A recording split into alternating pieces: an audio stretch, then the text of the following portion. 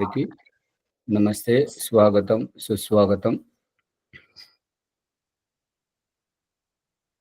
ఇవాళటి ప్రకరణం ఒక దృష్టాంతంగా తెలుసుకోవాలి ఏంటంటే,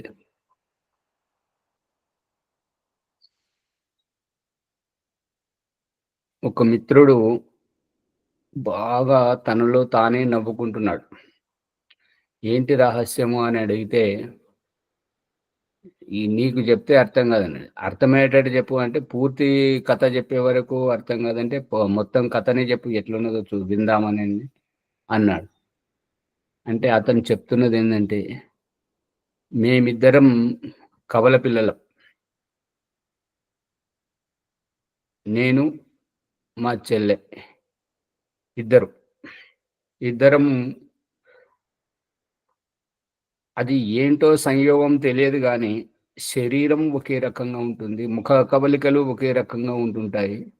ఒకరిని చూసి ఇంకొకరుగా భ్రమపడేటువంటి సందర్భం. కాబట్టి ఇంట, బయట మాకు ఇద్దరికి ఎంత ఇబ్బందంటే, తప్పు ఆమె చేస్తది. నన్ను పట్టుకుంటారు. ఆమె ఏదైనా పొరపాటు చేస్తే నన్ను పట్టుకొని కొడతారు. నన్ను దండిస్తుంటారు. ఇది బడిలోనూ అంతే, ఇంటిలోనూ అంతే, చుట్టాలింటికి పోయినా అంతే, ఎక్కడికి పోయినా అదే పరిస్థితి.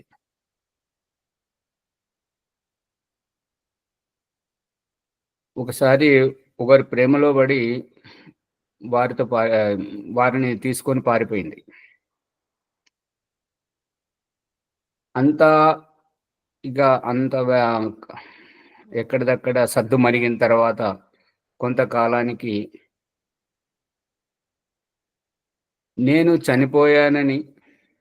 చనిపోయాను. దానిని తీసుకెళ్ళి బొందబెట్టేవారు బొందబెట్టారు. కాష్టం చేసేవారు కాష్టం చేస్తున్నారు. అంత్యేష్టి చేసేవారు అంత్యేష్టి చేస్తున్నారు.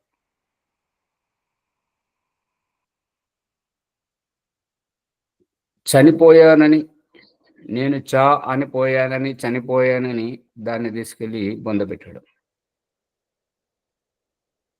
ఈ కథ బొందబెట్టడం, అంత్యేష్టి చేయడం, అంతిమ వీడుకోలు పలకడం. దీని అభిప్రాయం ఏంటంటే, నేను ఆత్మ, నాది శరీరం. శరీరం తప్పు చేసినట్టుగా కనపడుతుంది. కానీ తప్పు చేసిన శరీరాన్ని పట్టుకొని శరీరాన్ని శిక్షిస్తుంటే ఆత్మ క్షోభిస్తుంటది, బాధపడుతుంటది. శరీరం స్త్రీ అయితే పురుషుని ప్రేమలో, పురుషుడైతే స్త్రీ ప్రేమలో పడి ఆ శరీరాలు పారిపోతాయి. శిక్ష పడేది ఆత్మకు. నువ్విలాగా అని.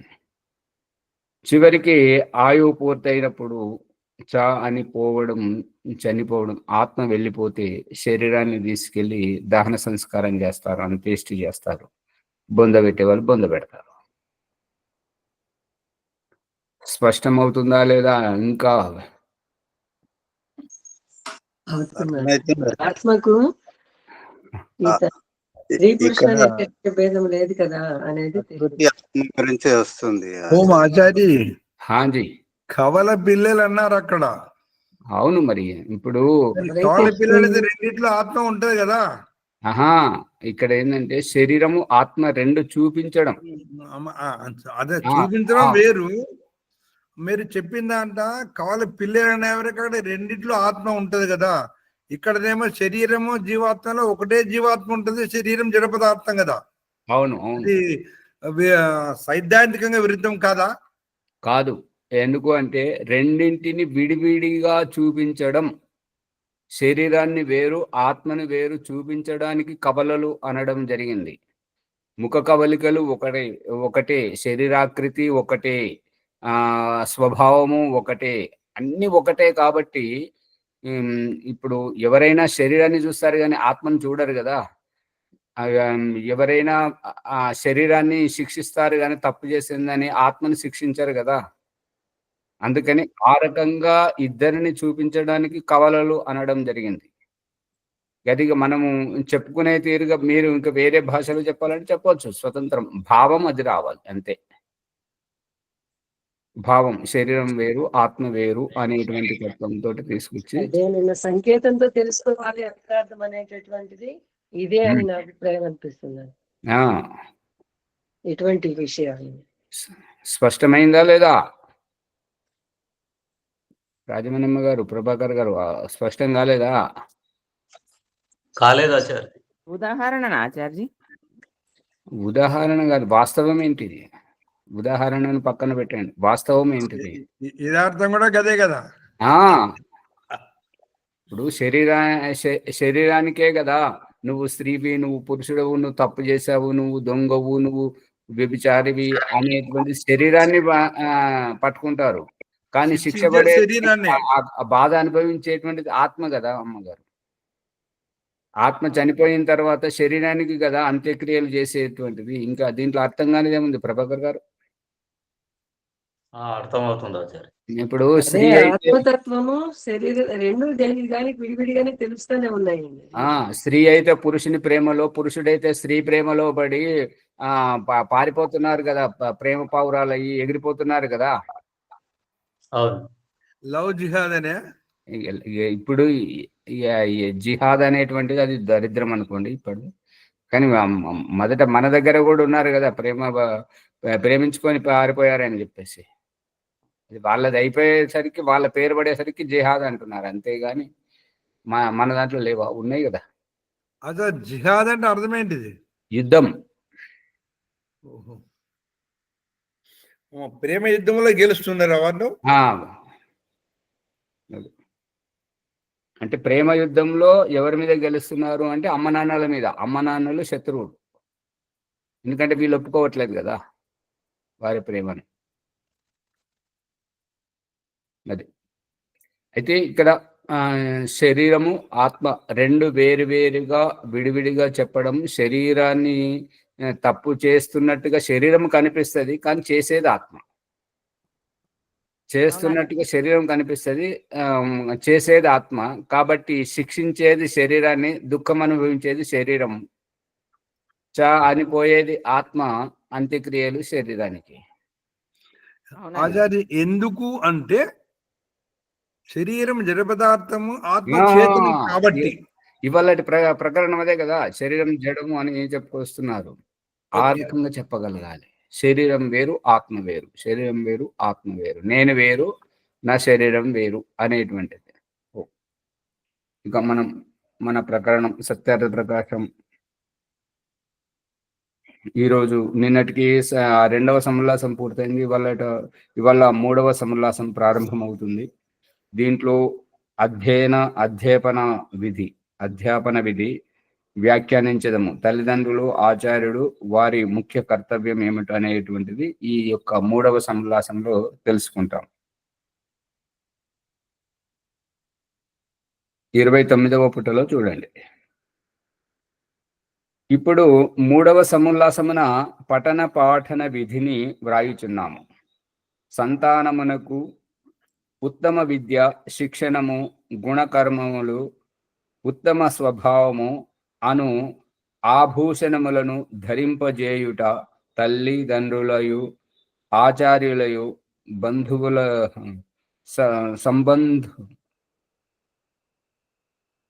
సంబంధులయు కర్తవ్యము. సంతానమునకు ఉత్తమ విద్య, శిక్షణ, గుణకర్మములు, ఉత్తమ స్వభావము అనేటువంటి ఆభూషణములను ధరింపజేయుట మొదట తల్లి, తర్వాత తండ్రి, ఆ తర్వాత ఆచార్యుడు, ఇక బంధువులు అనేటువంటి వారి యొక్క కర్తవ్యం. బంగారము, వెండి, మాణిక్యము, ముత్యము, పగడము మొదలగు రత్నములతో కూడిన ఆభూషణములను అలంకరించుటచే మనుష్యుని ఆత్మ సుభూషితము ఎన్నడును కాజాలదు. బంగారము, వెండి, మాణిక్యము, ముత్యము, పగడము మొదలైనటువంటి రత్నములతో కూడిన ఆభూషణములను అలంకరించుకున్నంత మాత్రాన మనిషిని ఆత్మ సుభూషితం కాదు. శరీరం సుభూషితం కావచ్చు, సుందరంగా కనిపించవచ్చు శరీరం, కానీ ఆత్మ ఎన్నటికి కాజాలదు. ఏలయన ఎందుకంటే ఆభూషణములు ధరించిన కేవలము దేహాభిమానము, విషయాసక్తి, చోర భయము, మృత్యువు కూడా సంభవము. ఆభూషణములు ధరించినప్పుడు కేవలము దేహాభిమానం, చూసావా నేను నా ఏంటంటే నా స్వాభిమానము, నా టీవీ, నా దర్జాతనము, నేను నా సంపన్నత అనేటువంటిది, మరియు విషయాసక్తి, ఈ ఆభూషణముల పట్ల ఆ విషయాసక్తి పెరగడము, చోర భయం అంటే దొంగల భయము, ఆభూషణాలు వేసుకొని అందరికి ప్రదర్శించి చూపిస్తున్నారు కదా, అందుకని దొంగల భయం, మృత్యువు కూడా సంభవము. ఇక ఆ ఆభూషణాలు ధరించినంత మాత్రాన మృత్యువు రాదని కాదు, మృత్యువు కూడా వస్తుంటది. దొంగల బారిన పడి ఇప్పుడు రత్నాకరుడు అనేటువంటి గజ దొంగ, అంగుళీమాలు అనేటువంటి వారి ఈ దృష్టిలో పడ్డప్పుడు మృత్యువు కూడా సంభవం. ఆ ఆభూషణ ధారణ కారణముగా దుష్టుల చేతులలో బాలబాలికలకు మృత్యువు సంభవించుట లోకమున చూచునే ఉన్నాము. పిల్లల మెడల్లో ఆభూషణాలు వేయడం వల్ల దుష్టుల చేతుల్లో ఆ బాలబాలికలకు మృత్యువు సంభవించుట మనం దాదాపుగా చూస్తూనే ఉన్నాం. విద్యా విలాస మనసోధృతశీల శిక్షా సత్యవ్రతారహిత మానమలాపహారా సంసార దుఃఖదలనేన సుభాషితాయే ధన్యానర విహిత కర్మ పరోపకారా. అర్థం: విద్యా విలాసమందు తత్పర మనస్సు గలవారు, సుందర శీల స్వభావయుక్తులు, సత్యభాషణము వంటి నియమ పాలన యుక్తులు, అభిమానము అపవిత్రత లేనివారు, ఇతరుల మాలిన్యమును దూరము చేయువారు, సత్యోపదేశము, విద్యాదానము అను వాణిని మూలమున ప్రాపంచికులు, సాంసారికులు అంటే ప్రాపంచికులు, సంసారము అని అంటే అది వేరే అర్థం వస్తుంటది కదా, దాంపత్య సహజీవనం అర్థం వస్తుంటది. కాబట్టి ఇక్కడ ప్రాపంచికం అంటే అయిపోతుంది. ప్రాపంచికుల దుఃఖములను దూరమనర్చుటచే సుభూషితులు, వేద విహిత కర్మలను చేయుట వలన పరులకు ఉపకారము చేయుటలో తత్పరులైన స్త్రీ పురుషులు ధన్యులు. విద్యను చదివించడము,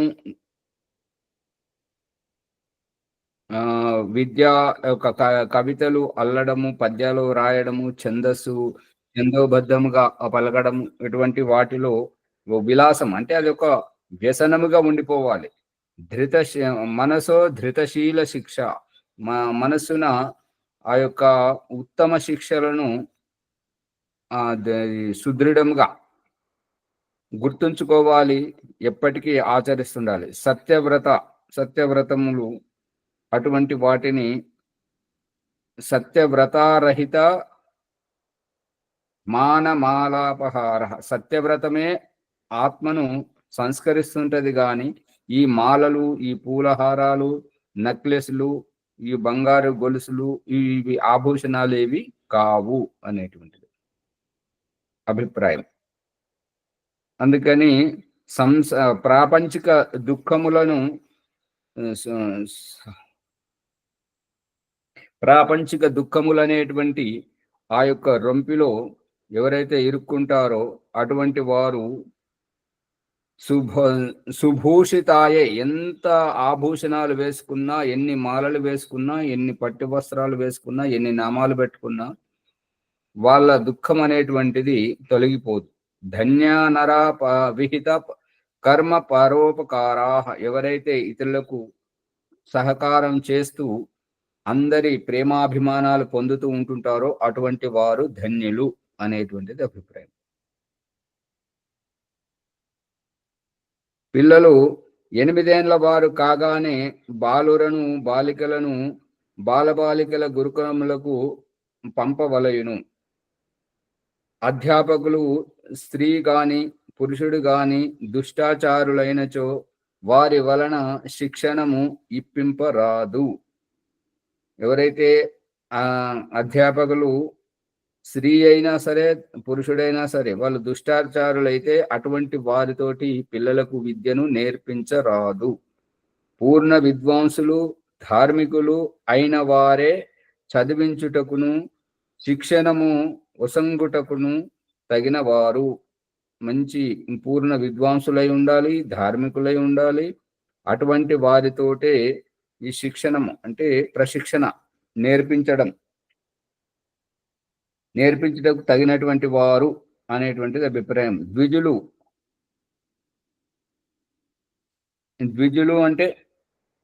అంటే రెండవ జన్మను ఎత్తిన వారు. రెండవ జన్మ ఎవరెత్తుతుంటారు అని అంటే, జన్మ అంటే మనకు తెలిసినటువంటిది ఏంటంటే తల్లి గర్భం నుంచి ఆవిర్భవించడం, పుట్టుకు రావడం జన్మ. ఆధ్యాత్మికములో మృత శరీరం నుండి ఆత్మ బయటకు వస్తుంది కాబట్టి అది ఒక జన్మ. ఈ పునర్జన్మలో తల్లి గర్భం నుండి ఈ రకంగా 2 జన్మలు. ఇది కాక ఈ ప్రకరణంలో ఇంకా చెప్తున్నటువంటిది ఏంటంటే, ఒకటేమో తల్లి దగ్గర నుంచి అయితేనేమో శారీరక జన్మ, రెండవది గురువు దగ్గర విద్య నేర్చుకొని జ్ఞానవంతునిగా సమాజంలోకి రావడం రెండవ జన్మ. ఇది ఇక్కడి అభిప్రాయం.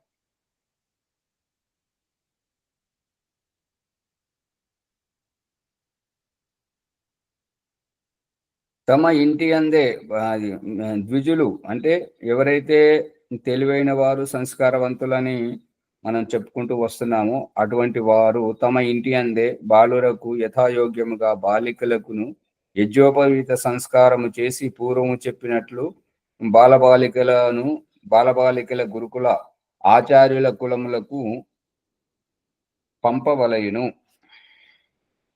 గురువు అంటే గురుకులము, ఆచార్య అంటే ఆచార్య కులము.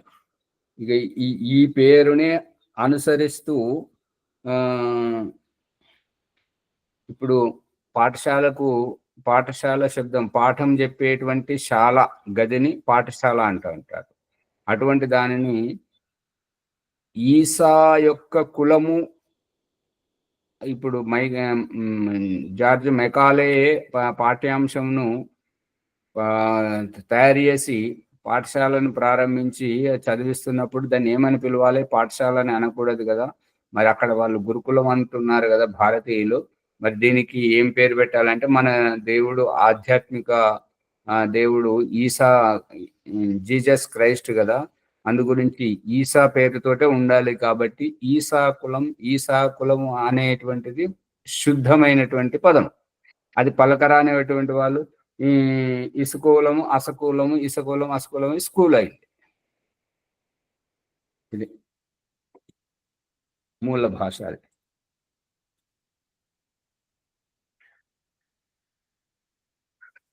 విద్యను అభ్యసించి అది స్కూల్ అయిపోయిందా ఇప్పుడు? ఇప్పుడు అది స్కూల్. ఈ స్కూల్ శబ్దాన్ని విప్పితే ఆ ఈసా కులము అనేటువంటిది బయటపడుతుంది. మూల పదము ఈసా కులం. విద్యను అభ్యసించి ఆచార్య కులం అని వ్యవహారంలో లేదు కదా ఆచార్య? ఎందుకు లేదు? చాలా ఉన్నాయి ఆచార్య కులం. ఉత్తర భారతంలో గురుకులము ఆచార్య కులము 2 ఉన్నాయి. తేడా ఏముంటుంది? ఏం లేదు, అది ఆచార్య కాబట్టి ఆచార్య కులం. ఇక్కడ దయానంద సరస్వతి వాడుతున్నాడు కదా, ఆచార్య కులములకు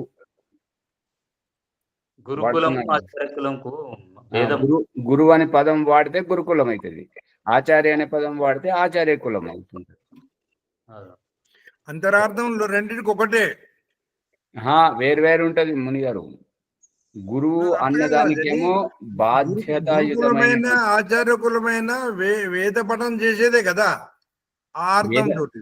వేద పఠనం చేసినా చేసేదేనైనా అక్కడ గురువు అంటే సమాజం యొక్క బాధ్యత.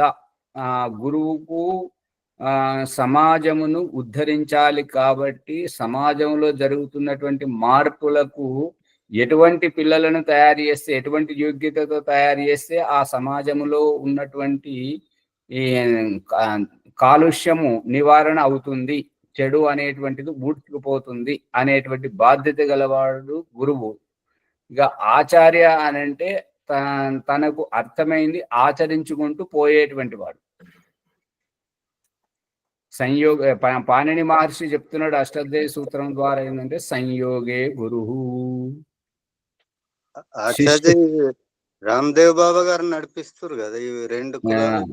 ఇది ఆచార్యకు శిష్యుడు అవసరం లేదు, అతను తనది తాను ఆచరించుకుంటూ పోతాడు. గురువుకు మాత్రం గురుత్వం రావాలి అంటే శిష్యుడు కావాలి. ఇంతే తేడా మునిగారు, గుర్తుంచుకోండి. తేడా చాలా ఉంది ఆచార్య. మరి రెండిటికి తేడా తెలిసిపోయింది. ధన్యవాదాలు. విద్యను అభ్యసించు స్థానము ఏకాంత దేశమున ఉండవలేను అంటే గురుకులము గురించి చెప్తున్నాడు. బాలబాలికల పాఠశాల ఒకదానికి మరి ఒకటి 2 క్రోసుల దూరమున ఉండవలేను. అంటే 2 కోసులు అంటే 2 మైళ్ళ దూరం. 2 మైళ్ళు అంటే కనీసం తక్కువలో తక్కువ 4-5 కిలోమీటర్ల రాజమణమ్మ గారు.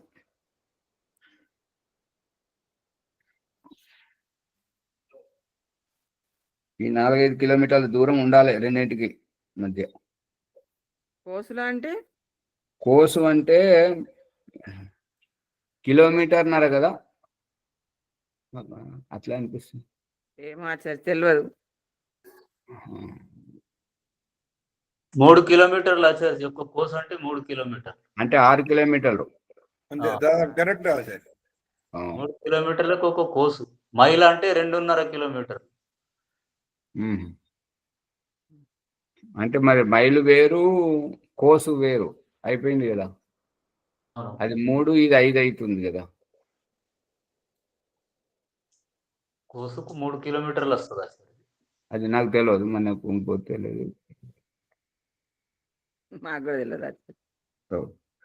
బాలుర పాఠశాలలో అధ్యాపకులు, భృత్యులు, అనుచరులు, ఋషులను బాలికల పాఠశాల యందు స్త్రీలు మాత్రమే.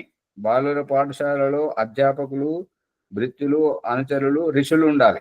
బాలికల పాఠశాల యందు స్త్రీలు మాత్రమే ఉండవలేను. బాలుర పాఠశాలలలో 5 ఏళ్ల బాలిక గాని, బాలికల పాఠశాలలో 5 ఏళ్ల బాలుడు గాని ఎన్నడూను పోకుండా చూడవలేను. అమ్మాయిల గురుకులానికి అబ్బాయి 5 ఏళ్ల వాడైనా సరే, అబ్బాయిల గురుకులానికి అమ్మాయి 5 ఏళ్ల అమ్మాయి అయినా సరే ఎలా వెళ్ళకూడదు అనేటువంటిది అభిప్రాయం. ఇక్కడ ఒక రహస్యం ఏంటంటే ఆధునిక భావజాలానికి ఈ పూర్వకాలం ఆధ్యాత్మిక భావజాలానికి తేడా ఏంటంటే ఆధునికంలో కలిసి చదువుకోవడం వల్ల వారి పట్ల ఒకరికి ఒకరి యొక్క శారీరక హావభావాల ఆకర్షణలో పడి ఏ ఉద్దేశంతో అయితే ఈ పాఠశాలకు వచ్చారో ఆ ఉద్దేశం దారి తప్పుతుంది. ఇంతకు మినహా ఇంకేం లేదు. అలా వేరు అనేటువంటిది కాదు. భగవంతుడు మరి వేరైతే స్త్రీలను వేరే, పురుషులను వేరే పుట్టించాలి కదా. మరి పుట్టించేటువంటి ఇద్దరిని పురుషుని యొక్క విత్తనంతో స్త్రీ యొక్క గర్భం నుండి పిల్లలను పుట్టించడం మరియు స్త్రీ పురుషులకు వివాహం చేయడం, కుటుంబ వ్యవస్థ నడిపించడం కలిసే ఉన్నది కదా. ఇక్కడ దయానంద సరస్వతి మరియు పూర్వ ఋషుల యొక్క అభిప్రాయం ఏంటంటే మనము ఏ ఉద్దేశం గురించి అయితే ఈ మానవ జన్మనెత్తామో ఆ ఉద్దేశం నెరవేరాలి అని అంటే ఈ శారీరక ఆకర్షణ హావభావాలతోటి దూరంగా ఉండాలి. ఉంటే ఎంత తొందరగా మనం దూరం అయితే అంత తొందరగా మన ఉద్దేశాన్ని నెరవేర్చుకుంటాము అనేటువంటిది అభిప్రాయం. ఎప్పుడైతే ఈ ఆకర్షణలో పడి మన ఉద్దేశాన్ని మర్చిపోతే మళ్ళీ ఇంకా ఇబ్బంది పడాల్సి వస్తుంటది. ఇప్పుడు మొన్న రెండవ సముల్లాసంలో శిశువుకు పాలు ఇవ్వాలి అని అన్నదానికి ఆర్య సమాజ సిద్ధాంతాన్ని చాలా తప్పు పడుతున్నారన్నమాట. ఏంటి 6 రోజుల పాలు ఇవ్వాలా, ఎంతకంటే ఎక్కువ ఇవ్వకూడదా అనేటువంటిది. కానీ పాలు అక్కడ ఉద్దేశం ఏంటంటే వారికి చదువు సందే లేదు, ఏ యోగ్యత లేదనుకోండి, పాలించుకుంటూ పిల్లల్ని పెంచొచ్చు. వాళ్ళలో మంచి యోగ్యత ఉన్నది, వారి ప్రతిభను ఆవిష్కరించాలంటే పరిశోధనలు చేయాలి అని అంటే ఈ పిల్లలను పాలివ్వడము, తినబెట్టడము, వాళ్ళు దొడ్డికి పోతే కడగడము, వాళ్ళకు స్నానం చేయించడము, దీంట్లో ఇవన్నీ విఘ్నాలుగా ఉంటున్నాయి. కాబట్టి ఇటువంటి వాటికి పని మనిషిని పురమాయించుకుని తను అనుసంధానం చేయొచ్చు అనేటువంటిది అభిప్రాయం. ఇక మరొక గురువు ఏమంటున్నాడంటే, ఇంతేకాదు భోజనం సహితం వంట చేయాలి అనేటువంటిది సాకు వద్దే వద్దు. మీరు ఎటువంటి స్థాయి గలటువంటి వారు అటువంటి భోజనశాలను ఏర్పాటు చేసుకొని అంత ఉత్తమోత్తమ భోజనం ఏర్పాటు చేసుకొని అందరూ సమయానికి వచ్చి భోంచేయాలి. ఆ సమయానికి వచ్చి భోంచేసి మళ్ళీ ఎవరి పరిశోధనలకు వాళ్ళు వెళ్ళిపోవచ్చు అనేటువంటిది అభిప్రాయం. అందుకని ఈ యొక్క వైదిక సిద్ధాంతం చాలా లోతుగా ఉంటుంటది. ఎవరైతే ఒక్కసారి అర్థమైందంటే ఇక వాళ్ళు విడవరన్నమాట. అందు గురించి దయానంద సరస్వతి ఇక్కడ చెప్పినటువంటివన్నీ సూత్రబద్ధంగా చెప్పడం జరుగుతుంది. ఆ సూత్రానికి వ్యాఖ్యానం చేసినప్పుడు ఇవన్నీ బయటపడతాయి. అది రహస్యం. ఆధునిక భావజాలాన్ని బట్టి పిల్లలని ఆడపిల్లల మగపిల్లలకి అనేది సపరేట్. అంతకుముందు కో ఎడ్యుకేషన్ ఉండేది కదండి, అందరూ కలిసే చదువుకునే ఉండేది. కలిసి చదువుకుంటే ఉద్దేశం తొందరగా నెరవేరు. ఇప్పుడున్నటువంటి భావాలు ఇలా ఉన్నాయి కాబట్టి ఆ భావాలను బట్టి ఇలా వేరు చేయాల్సి వస్తుంది తప్ప మామూలుగా అయితే అవసరం లేదనేదే కదా. అమ్మగారు ఇప్పుడు కలిసి చదువుకుంటే అమ్మాయిలకు మోకాళ్ళ పైకి క్రింది వస్త్రాన్ని ధరింపజేసినప్పుడు వాళ్ళు కలిసి కూర్చున్నప్పుడు కనబడేటువంటి ఆకర్షణలో వాళ్ళకి చదువు మీద ధ్యాస ఎక్కడ ఉంటుంటది? అవును, ఇప్పుడు ప్రవర్తన ఇలా ఉంది కాబట్టి. అందుకని అది మన మానవ జన్మ ధన్యం కావాలి అంటే, మానవ జన్మనెత్తినటువంటి ఉద్దేశం నెరవేరాలి అని అంటే ఆ ఆకర్షణకు దూరంగా ఉండాలి.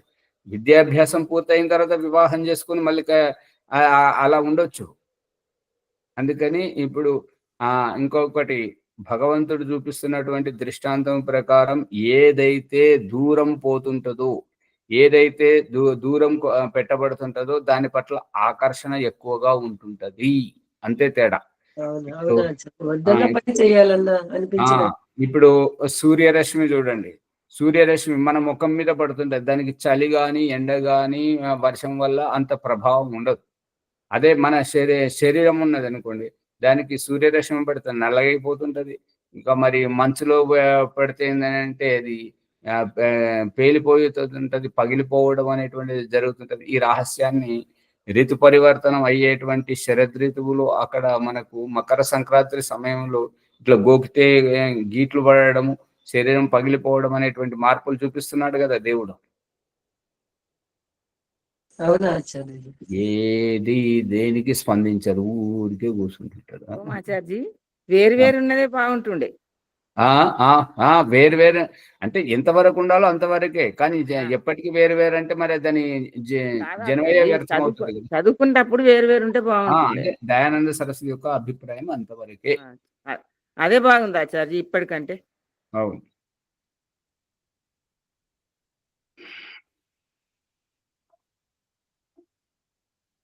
బాలబాలికలు బ్రహ్మచర్యమున ఉన్నంత కాలము వారు పరస్పరము దర్శనము, స్పర్శనము, ఏకాంత సేవనము, భాషణము, విషయకథ, పరస్పర క్రీడ, విషయ ధ్యానము, సంగమము అను ఈ 8 విధముల మైథునములకు దూరముగా ఉండవలయును.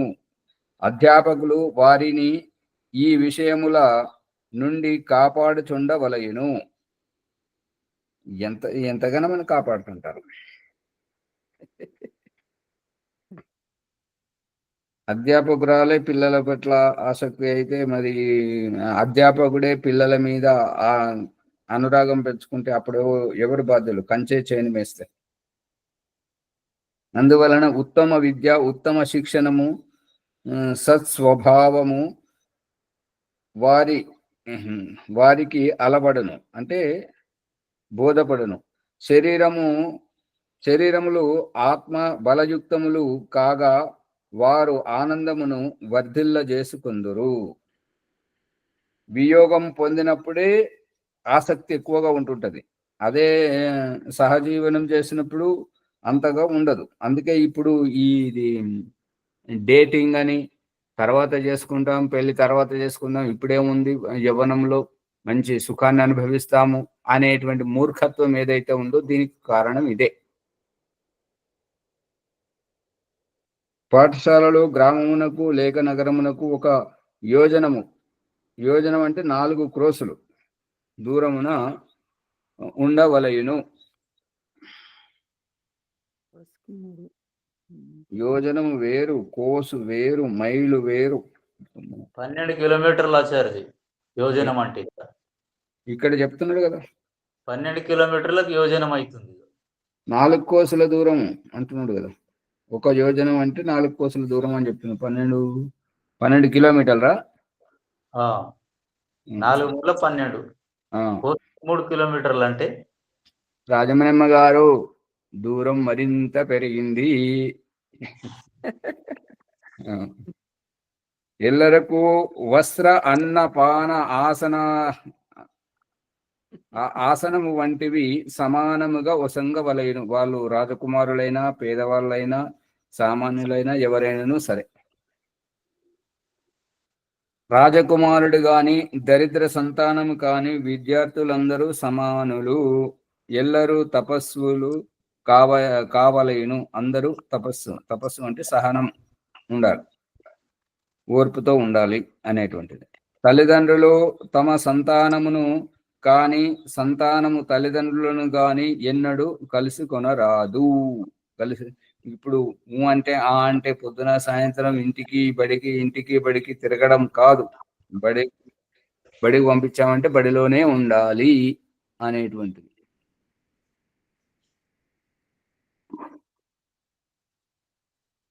కామారెడ్డి గురుకులంలో ఓంప్రకాష్ ఉన్నప్పుడు చూసినటువంటి పరిస్థితి ఏంటంటే, పండుగలకు కానీ తల్లిదండ్రులు వస్తే కలవనిచ్చేది కాదు, మాట్లాడనిచ్చేది కాదు. ఏదైనా విశేష సందర్భం ఉంటే మాట్లాడాలి, వెళ్ళిపోవాలి, అంతవరకే. ఆ రకంగా ఈ యొక్క పెళ్లిళ్లకు, చావు పొలిటికలకు వస్తూ పోతుంటే ఏంటంటే దాంతో చదువు ధ్యాస పోయి కేవలం ఈ యొక్క భౌతిక పరమైనటువంటి ఈ వ్యవహారమే వస్తుంటది. కాబట్టి వాళ్లకు విద్య అంతగా అబ్బదు. పరస్పరము ఉత్తర ప్రత్యుత్తరములు వ్రాసుకుని రాదు. ఇప్పుడైతే సెల్ ఫోన్లు పెట్టుకొని లైవ్ లో మాట్లాడుకుంటున్నారు కదా, ఇదంతా మూర్ఖత్వం. ఇవి వద్దు. వాళ్ళ ఉద్దేశమే ముందుండాలి. అందువలన ప్రాపంచిక దుఃఖములకు దూరులై అంటే దూరమై అని ఉండాలి. దుఃఖములకు దూరమై కేవలము విద్యను అభ్యసించుటలో మనస్సును లగ్నము చేయుదురు. దూరమైతే, దుఃఖములకు దూరమైతే, ప్రాపంచిక దుఃఖములకు దూరమైతే కేవలము విద్యను అభ్యసించుటలో మనస్సును లగ్నము చేయుదురు. ఇది సరి చేసుకోండి. దూరులై అంటే దానికి అర్థం జరగలేదు. విద్యార్థులు భ్రమణమున కేగినప్పుడు, విద్యార్థులు భ్రమణమునకు అంటే ఇట్లా ఉదయం సాయంత్రం అట్లా తిరగడానికి వెళ్ళినప్పుడు అధ్యాపకులు వెంట ఉండవలయును. ఇక పశువుల కాడికి పశువుల కాపరి పోయినట్టుగా ఉండాలి. అంటే వాళ్ళు పరస్పరంగా ఇంకెటువంటి చెడు వ్యవహారం చేయకుండా ఉండడానికి, ఒక కంట కనిపెట్టడానికి వెంట వెళ్ళాలి. అందువలన ఎట్టి కుచేష్టలు చేయజాలరు. ఆలస్య ప్రమాదములకు లోను కారు. కన్యానాం సంప్రదానం చ కుమారాణం చ రక్షణం. మనుస్మృతి 7వ అధ్యాయము 152వ శ్లోకం. దీని అభిప్రాయం ఏమిటంటే 5వ లేక 8వ ఏట నుండి ఎవరును తమ బాలబాలికలను ఇంట ఉంచక తప్పక పాఠశాలలకు పంపునట్లు రాజనీయము గాని జాతి నియమము కాని ఉండవలేను. ఇంకా ఎవరైనా సరే అమ్మాయి గాని అబ్బాయి గాని 5వ ఏట తప్పనిసరిగా 5వ ఏట లేదంటే మహా అంటే 8వ ఏట తప్పనిసరిగా పాఠశాలలకు పంపాల్సిందే. అలా పంపాలని రాజనీయము గాని లేదంటే వాళ్ళ కుల జాతి నియమం గాని ఉండాలని అభిప్రాయం. పిల్లలను అట్లు పంపని వారు దండనీయులు కావలేను. ఎవరైతే పిల్లలను చదువుకోవడానికి పంపరో అటువంటి వారికి శిక్ష, పనిష్మెంట్ ఇవ్వాలి. గాయత్రి మంత్రోపదేశము. బాలకులకు యజ్ఞోపవీత సంస్కారము మొదట ఇంటి యందును రెండవసారి పాఠశాలలోను ఆచార్య కులమున జరగవలెను. తల్లిదండ్రులు అధ్యాపకుడు తమ బాలబాలికలకు అర్థసహితముగా గాయత్రి మంత్రము ఉపదేశింపవలయును. ఆ మంత్రం ఇది. ఓం భూర్భువస్వః తత్సవితుర్వరేణ్యం భర్గో దేవస్య ధీమహి ధియో యో నః ప్రచోదయాత్. ఈ మంత్రంలో భూర్భువః స్వః తర్వాత ఒక విరామం పెట్టండి. మళ్ళీ భర్గో దేవస్య ధీమహి తర్వాత మరొక విరామము. ధియో యోనః ప్రచోదయాత్ తర్వాత 2 విరామములు, అంటే పూర్ణ విరామం పెట్టాలి. అవన్నీ పోయినట్టు. కామనా ఆచార్య? కామ కాదు.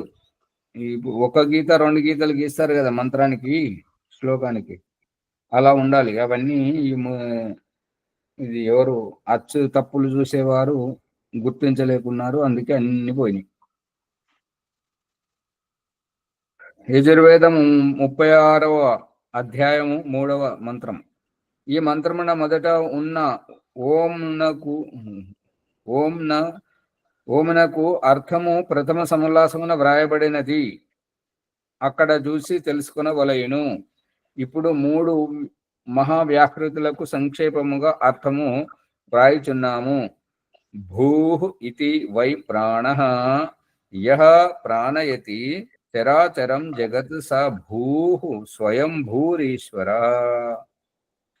భూః ఇది భూ అంటే ప్రాణః. దాని అర్థం చెప్తున్నాడు ఏంటంటే యః ప్రాణయతి, ఎవరైతే ప్రాణం పోస్తారో, చరాచరం జగత్తు, ఈ చరాచర జగత్తును ప్రాణం పోయడం అంటే ఆవిష్కరించడం, నిర్మాణించడం, రూపొందించడం. చరాచర జగత్తు స భూహు, ఆ చర అచర ఈ జడచేతన జగత్తుకంతటికి ప్రాణం పోసేటువంటి స ఆ యొక్క పరమేశ్వరుడు భూహు అనబడతాడు. అంటే స్వయంభూ, అతనికి ఇంకెవరు జన్మింపజేసేవారు ఎవరు లేరు. అతడు స్వయంభూ ఈశ్వరుడు. ఏది సర్వ జగత్తునకు జీవనాధారమై ప్రాణము కంటెను ప్రియమై స్వయంభువై ఉన్నదో ఆ ప్రాణమునకు వాచకమైన భూహు పరమేశ్వరునకు నామము. సర్వ జగత్తునకు జీవనాధారమై ప్రాణము కంటెను ప్రియమై స్వయంభువై ఉన్నదో ఆ ప్రాణమునకు వాచకమైన భూహు పరమేశ్వరునకు నామము. భూ అంటే పరమేశ్వరుడు. భువరిత్యపానః యః సర్వం దుఃఖం అపానయతి సో అపానః, ఎవడు సర్వ దుఃఖరహితుడై ఎవని సంగతి వలన జీవుడు సర్వ దుఃఖముల నుండి ఈ విడివడును ఆ పరమేశ్వరునకు భువః అని నామము. ఎవరైతే సర్వ దుఃఖరహితులై సర్వ దుఃఖరహితుడై ఉన్నాడో, ఎవడైతే ఎవని సంగతి వలన, అంటే ఇక్కడ ఎవడు అంటే పరమేశ్వరుడు. పరమేశ్వరుడు సర్వ దుఃఖరహితుడై ఉన్నాడు. మరియు ఏ పరమేశ్వరుని సంగతి వలన జీవుడు సర్వ దుఃఖముల నుండి విడివడునో ఆ పరమేశ్వరునకు భువః అని పేరు. అంటే దుఃఖ నివారకుడు. స్వరితి వ్యానః యో వివిధం జగత్ వ్యానయతి వ్యాప్నోతి స వ్యానః. ఎవరైతే వివిధ జగత్తును వ్యానయతి, వ్యానయతి అని అంటే వ్యాపించడం, వ్యాప్నోతి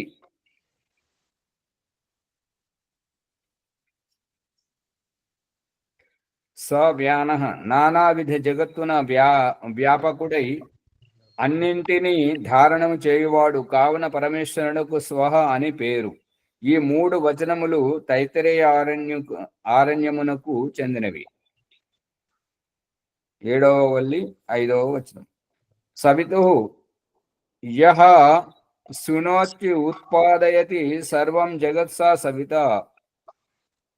యః అంటే ఎవరైతే, శృణోతి శృణి అభిషవే రూపొందించడం, ఉత్పాదయతి ఉత్పత్తి చేయడం, సర్వం జగత్తును ఎవరైతే చేసి ఉన్నారో ఆ యొక్క సవిత పరమేశ్వరుడు, తస్య సర్వ జగదుత్పాదకుడు, సర్వైశ్వర్య దాత, దేవస్య యో దీవ్యతి దీవ్యతే వా స దేవః. ఎవరైతే దీప్తమవుతున్నారో, దీప్తి చేస్తున్నారో అటువంటి దేవుడు అనబడుతుంటాడు. సర్వసుఖదాత ఎల్లరిచే కామింపబడు వాడునైన పరమేశ్వరుని, సర్వసుఖదాత అన్ని రకాల సుఖమును ప్రసాదించువాడు, ఎల్లరిచే అందరితోటి కామింపబడు వాడునై ఉన్నటువంటి పరమేశ్వరుని వరేణ్యం వర్తం అంటే కామయుతం,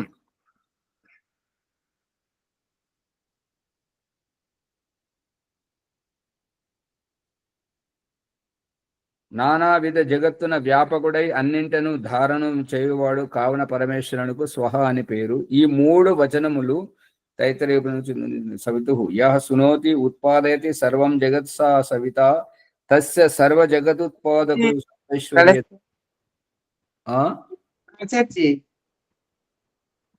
ఆచార్జీ నమస్తే. వర్తమర్మాహం అంటే ఏంటి ఆచార్జీ? వర్తమర్మాహం అని ఉంది ఇక్కడ ఆచార్జీ మా దాంట్లో. వర్తు మర్మాహం ఎక్కడ? సర్వసుఖదాత ఎల్లరిచే కామింపబడువాడు అయిన పరమేశ్వరుడు వరేణ్యం వర్తుం అర్హం అంటే వ్యవహరించదగిన వాడు. వృతువర్తనే తోటి వర్తుం అర్హం అంటే యోగ్యుడు, వ్యవహరించ యోగ్యుడు.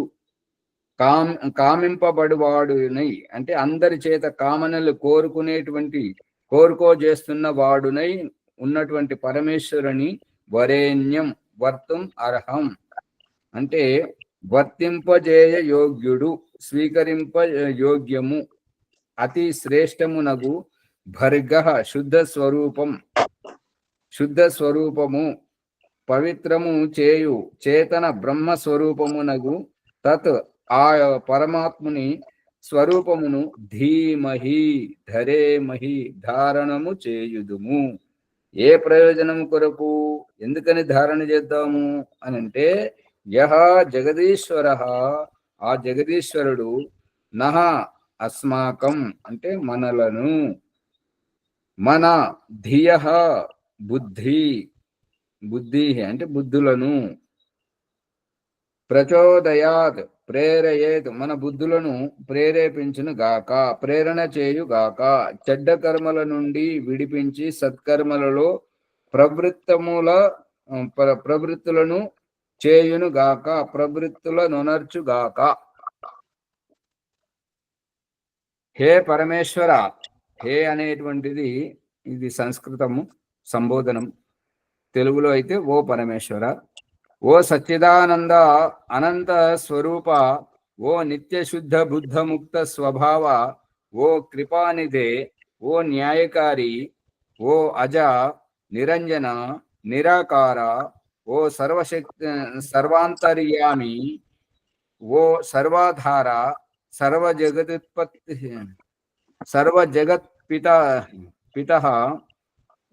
పిత అంటే తండ్రి, సకల జగత్తును ఉత్పన్నం చేసినటువంటి ఓ తండ్రి, సకల జగదుత్పాదక, ఓ అనాదే అనాదే అనేటువంటిది సంస్కృతం. తెలుగులో అయితే ఓ అనాది విశ్వంభర సర్వవ్యాపిన్, ఓ కరుణామృత వారిధే, సవితుర్ దేవస్య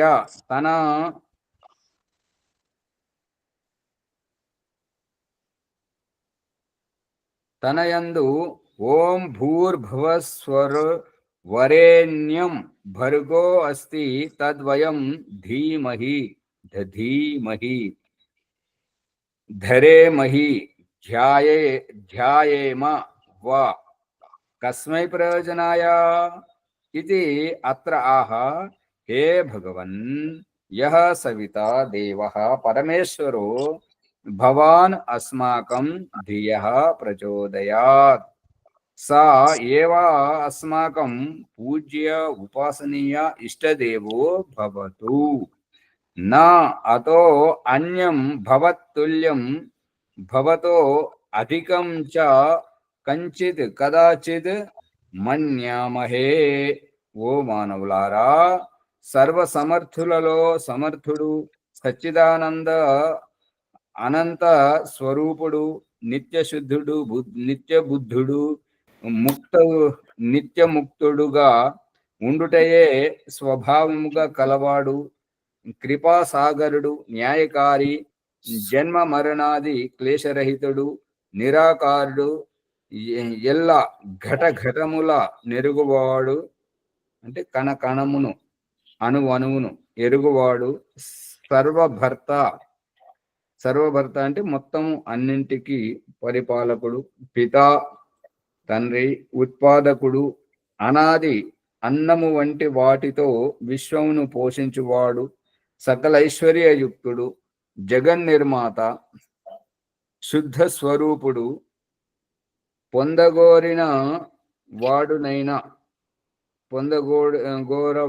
దగిన వాడైన, అనుసరించదగిన వాడైన, ప్రాప్తింపజేసుకోదగిన వాడైన పరమేశ్వరుని శుద్ధ చేతన స్వరూపమును మనము ధరింతుము గాక, ధారణ చేసుకుందుము కాక.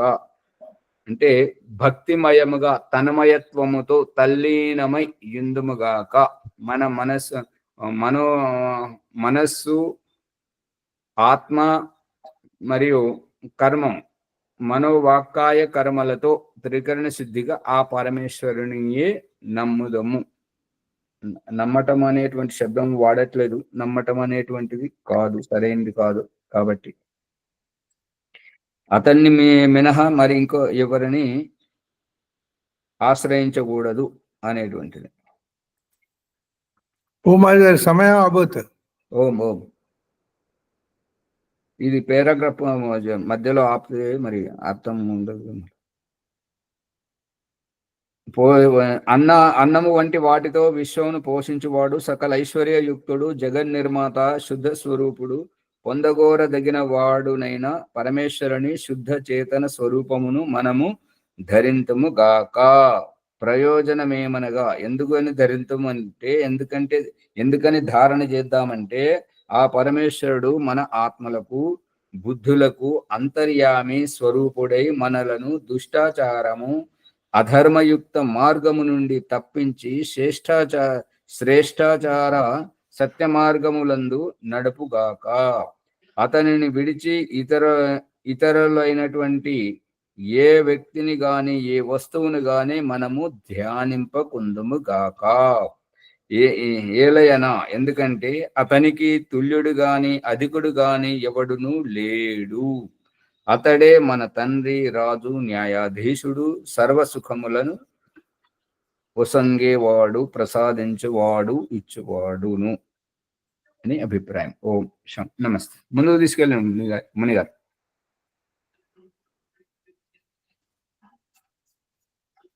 వారు వెళ్ళిపోయినట్టున్నారు, మరి కోరు చూడండి. నేను కాదు, ముందుకు నడిపియండి అంటుంటా, నేను అంటుంటా. అదే నేను వద్దామా ఈ ఎపిసోడ్ మనము ఏమేమి నేర్చుకున్నాము వింటున్నాము కదా. విన్నవి ఏమిటంటే కథాభాష రావద్దు.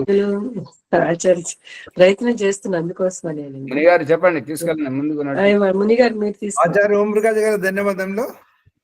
జ్ఞానగంగా ఆధ్యాత్మిక విద్య సత్య ప్రకాశము మనము నిత్యము చదువుతున్నాము, లోతుగా అర్థం చేసుకుంటున్నాము. ఈరోజు విశేషంగా 3వ సముల్లాసం ప్రారంభించుకున్నాము. 3వ సముల్లాసం లోపల తల్లి, తండ్రి, గురువు, ఆచార్యుడు వారి కర్తవ్యాలు, శిష్యులను ఏ విధంగా విద్యాభ్యాసం చేయించాలి అనేటువంటి భావన, తర్వాత పరమాత్మను ఏ విధంగా ఉపాసన చేయాలి, గాయత్రి మంత్రం, అనేక విషయాలు తెలుసుకున్నాము. వారికి ధన్యవాదములు. లోతుగా అర్థం చేపిస్తున్నారు.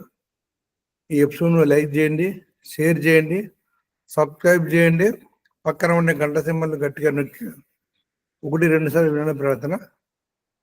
ఈరోజు వైదిక సంధ్యోపాసన నాది ఉన్నది సోమవారము. మరి నా ప్లేస్లో ఎవరైనా వస్తున్నారా, నేనే చేయించాలా? వాళ్ళది నడుస్తుందండి ఇప్పుడు. 2వ వారం ఇది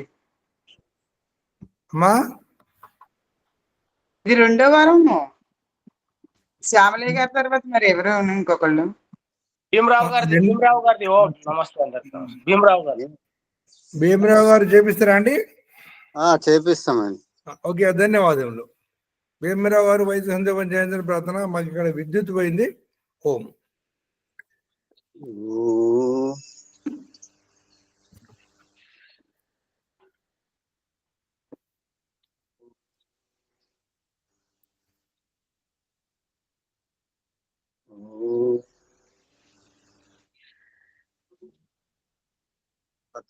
సంధ్య యోగ బ్రహ్మ సాక్షాత్కారం.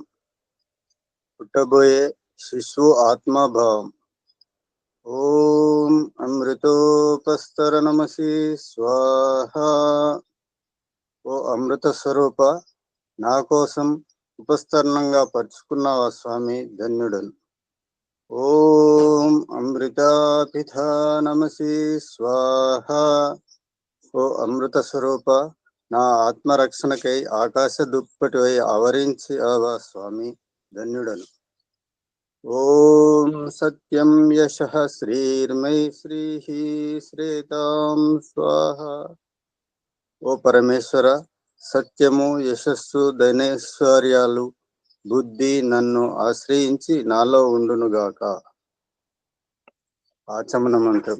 గర్భంలో ఊపిరితో పాటు శిశువు యొక్క ఆకలి దప్పికలు అమ్మ చూసుకునేది. ఇప్పుడు గర్భం నుండి బయటకు వచ్చాక అమ్మతో కలిపిన పేగు బంధాన్ని సైతం తెంచనైనందున శిశువు అభ్యర్థన. ఓం శన్నో దేవీరభిష్టయ ఆపో భవంతు పీతయే సంయోరభిస్రవంతు నః. యజుర్వేదము 36వ అధ్యాయం 3వ మంత్రం. ఓ దివ్యస్వరూప, ఇష్టపూర్వకంగా సేవించ యోగ్య జల స్రావములను నాకు అందుబాటులో స్రవింపచేయుము స్వామి. తదాస్తు. అదిగో అమ్మ దగ్గరికి వెళ్ళి కమ్మని స్తన్యపానం చేయుము. అంగస్పర్శ భావ వ్యక్తీకరణ కారణంగా మనుష్య జన్మ తర్వాత ఈ ప్రకరణ సందర్భం సయేత్కం జీవాత్మ. ఓ పరమేశ్వర, నాకు తల్లి, తండ్రి మరియు ఆత్మీయుల సాన్నిధ్యపు పునర్జన్మను ప్రసాదించుము. ఈశ్వర ఉవాచ. తదాస్తు. స్వర్గ సుఖాన్ని ఏవగించి అసంతృప్తితో పోతున్నావు. ఆ జరామరణ, అసంతృప్తి, దుఃఖ జన్మలలో ఒంటరిగా ఉండలేవు. కాబట్టి ఈ ఇంద్రియాల కాలక్షేపం నీకు ఊరట కల్పించునుగాక. ఓం వాక్. ఏదైనా మాట్లాడాలి, చెప్పాలని మాట్లాడే వరకు, చెప్పే వరకు అసంతృప్తి, ఉద్విగ్నత, మాట్లాడిన తర్వాత ఒక సంతృప్తికర ప్రశాంతత. ముఖం తిష. యజుర్వేదము 20వ అధ్యాయం 5వ మంత్రం. భక్ష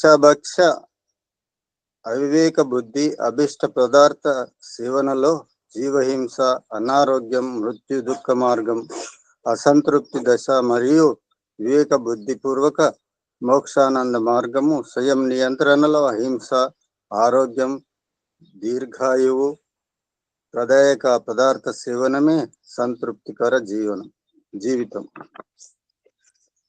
ఓం ప్రాణః ప్రాణః.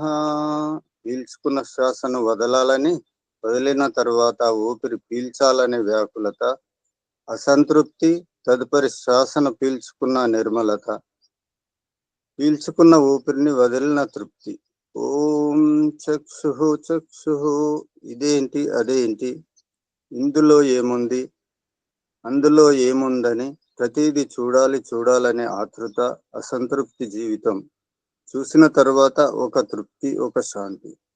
ఓం శ్రోత్రం. ఇది త్రయం. విన్న తరువాత ఒక సంతృప్తి, ఒక తృప్తి. ఓం నాభిర్మే చిత్తం విజ్ఞానం. యజుర్వేదము 20వ అధ్యాయము 9వ మంత్రం. ప్రారబ్ధ బుద్ధి జన్మకు భౌతికంగా నన్ను ఒకవైపు దిగజారుస్తుంటే, మరొక వైపు మానవ జన్మలోని సందర్భోచిత పూజ, జప, ఉపాసన, ధ్యానం పేరుతో పూజారి, ధర్మోపదేశక, యోగాచార్యుల రాయబారం ద్వారా నన్ను మెప్పించి నీ చెంతకు రప్పించుకోవడం చూస్తే మాటలు రావట్లేదు స్వామి. ఓం హృదయం సముద్రతే హృదయం అప్సంతః సం త్వా విశంతు ఓషధీరు తాపః. యజుర్వేదం 20వ అధ్యాయం 19వ మంత్రం. ప్రాణి జాతుల హృదయ అంతఃకరణంలో కొలువై ఉచిత అనుచితాల ప్రోత్సాహ భయాలని హెచ్చరిక అమోఘం స్వామి. ఓం కంఠః అంసౌ గ్రీవాచ్చ శ్రోణి. యజుర్వేదము 20వ అధ్యాయం 8వ మంత్రం. మణిహారం వల్లే అలంకృత 2 కంటెముకల దిగువస్థానం, శ్రావంల అవగమన మరియు భావ వ్యక్తీకరణ, స్పందన గమన అర్హం.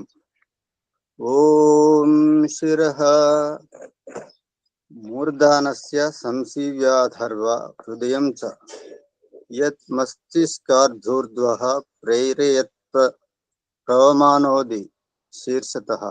అథర్వవేదం 10వ అధ్యాయము 2వ మండలము 26వ మంత్రం. నిర్మల హృదయం గుండా అతుకుల మస్తిష్కం కంటే పైకి వాయువును ఎక్కించు. శిరో దేవకోశ సముద్దిత తత్ ప్రాణో అభిరక్షతి. శిరో అన్నమథో మనః. అథర్వవేదము 10వ అధ్యాయము 2వ మండలం 27వ మంత్రం. శిరస్సు దేవనిలయం, ప్రాణంతో రక్షిస్తుంది. ఆ స్ఫూర్తి మనసు యొక్క జీవితం. ఓం బాహుభ్యాం యశోబలం. బాహుమే బలమింద్రియం. యజుర్వేదం 20వ అధ్యాయం 7వ మంత్రం. బాహుభుజములు బలవర్ధకముగా ఉండునుగాక. ఓం కరతల కరపృష్ఠే మోద ప్రమోద అంగుళీరం గాని మిత్రం మే సహా. యజుర్వేదము 20వ అధ్యాయము 6వ మంత్రం. అస్థౌ మే కర్మవీర్యం. యజుర్వేదము 20వ అధ్యాయం 7వ మంత్రం. కరచరణాల వ్రేల హర్షోత్సాహ ప్రకృష్టానంద యోగ సహనం. అలాంటి చేతుల్లోనే నా కర్మల పురుషార్థం నిహితమై ఉన్నది. మార్జన మంత్రములు. ఓం భూః పునాతు శిరసి. ఓం భువః పునాతు నేత్రయోః. ఓం స్వః పునాతు కంఠే. ఓం మః పునాతు హృదయే. ఓం జన పునాతు నాభ్యాం. ఓం తపః పునాతు పాదయోః. ఓం సత్యం పునాతు పునః శిరసి. ఓం కం బ్రహ్మ పునాతు సర్వత్ర. ప్రాణాయామ మంత్రం. ఓం భూః ఓం भुवः ॐ स्वः ॐ महः ॐ जनः ॐ तपः ॐ सत्यम् अगमर्शन मंत्रम ओम ऋतं च सत्यं च भेदा तपसो ध्यजायत ततो रात्र्यजायत ततः समुद्रो अर्णवः समुद्राधर्णवाददे संवत्सरो अजायत अहोरात्राणि विददद्विश्वस्य मिषतो वसि सूर्याचन्द्रमसो धाता यथा पूर्वमकल्पयत् इवञ्च पृथिवीं चन्तरिक्षमथो स्वः। पुनराचमन मंत्रम ओम शन्नो देवीरभिष्टय आपो भवन्तु पीते शय्योरभिस्रवन्तु नः। मनसा परिक्रम ओम प्राचीदिगग्निरधिपतिरस्तो रक्षतादित्य इषवः तेभ्यो नमोऽधिपतिभ्यो नमो रक्षतृभ्यो नम ईशुभ्यो नम एभ्यो अस्तु योऽस्मान् द्वेष्टियं वयं दिस्मः संवोजं दद्मः दक्षिणादिगिन्द्रोऽधिपतिस्थिरचिराजैरक्षता पितर इषवः तेभ्यो नमोऽधिपतिभ्यो नमो रक्षितृभ्यो नम ईशुभ्यो नम एभ्यो अस्तु योऽस्मान् द्वेष्टियं वयं दिस्मः संवोजं दद्मः प्रतीचेदिक्वरुणोऽधिपतिः पृदाको रक्षितान्नमिषवः तेभ्यो नमोऽधिपतिभ्यो नमो रक्षतृभ्यो नम ईशुभ्यो नम एभ्यो अस्तु योऽस्मान् द्वेष्टियं वयं दिस्मः संवोजं दद्मः उदीचेदिक् सोमोऽधिपतिः स्वजो रक्षिता शनिरिषवः तेभ्यो नमोऽधिपतिभ्यो नमो रक्षतृभ्यो नम ईशुभ्यो नम एभ्यो अस्तु योऽस्मान् द्वेष्टियं वयं दिस्मः संवोजं दद्मः ध्रुवादिक्विष्णुरधिपतिः कल्माषग्रीवो रक्षता वीरुदैषवः तेभ्यो नमोऽधिपतिभ्यो नमो रक्षतृभ्यो नम ईशुभ्यो नम एभ्यो अस्तु योऽस्मान् द्वेष्टियं वयं दिस्मः संवोजं दद्मः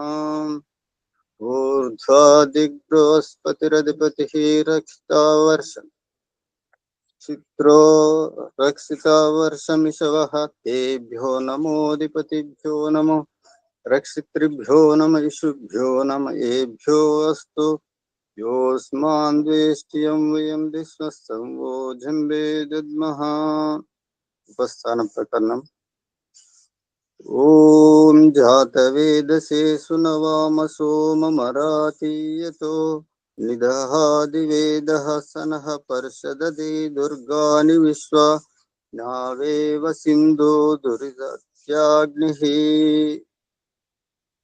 चित्रं देवानामुदगादनीकं चक्षुर्मित्रस्य वरुणस्याग्नेः आप्राध्यावा पृथिवी अन्तरिक्षम् सूर्य आत्मा जगतस्तस्तुषच्च उदुत्यं जातवेदसं देवं वहन्ति केतवः दृशे विश्वाय सूर्यम्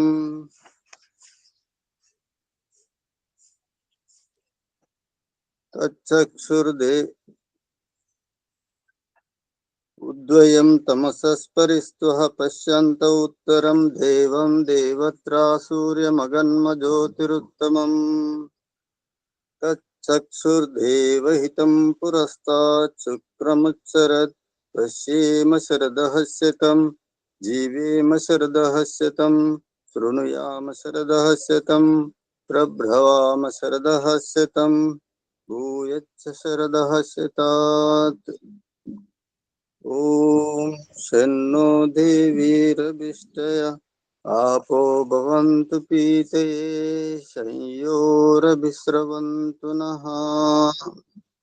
गायत्री मंत्रम गुरु मंत्रम ओम भूर्भुवः स्वः తత్సవితుర్వరేణ్యం భర్గో దేవస్య ధీమహి ధియో యో నః ప్రచోదయాత్. ప్రాణులకే ప్రదాత, ఓ సకల దుఃఖ వినాశక, స్వయం సుఖ స్వరూపుడవై తమ ఉపాసకులకు స్వయం సుఖానందం ప్రదాయక పరమాత్మ, ఆ యొక్క సవితా స్వరూపుని వరణీయత మన దుఃఖములను భస్మమై దివ్య స్వరూపుని ధారణ చేయుటకు మా బుద్ధిని సన్మార్గంలో ప్రేరేపించుముగాక. సమర్పణ మంత్రం.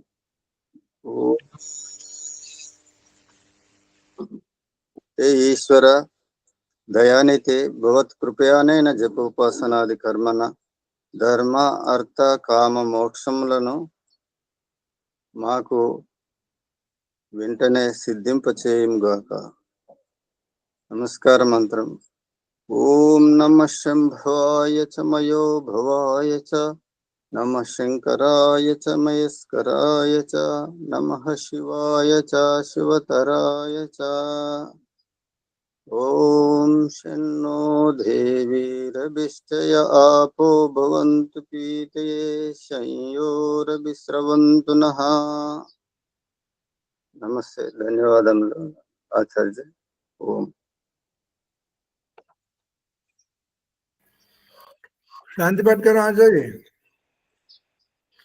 ఓం దివ్ శాంతిరంతరిక్షం శాంతి, పృథివీ శాంతి, ఆపా శాంతి, ఓషధే శాంతి, వనస్పతే శాంతిర్విశ్వే దేవా శాంతి, బ్రహ్మ శాంతి, సర్వం శాంతి. శాంతిరేవ శాంతి సామా శాంతిరేది. ఓం శాంతి శాంతి శాంతి. నమస్తే ఆచార్య. శ్రీభ్యో నమః. అందరికీ నమస్కారం. నమస్తే ఆచార్య. సర్వేభ్యో నమః. ఓం ఆచార్య నమస్తే. సర్వేభ్యో నమః. నమస్తే. ఓం నమస్తే ఆచార్యజీ. సర్వేభ్యో నమో నమః ఆచార్యజీ. నమస్తే. నమస్తే ఆచార్య. సర్వేభ్యో నమః.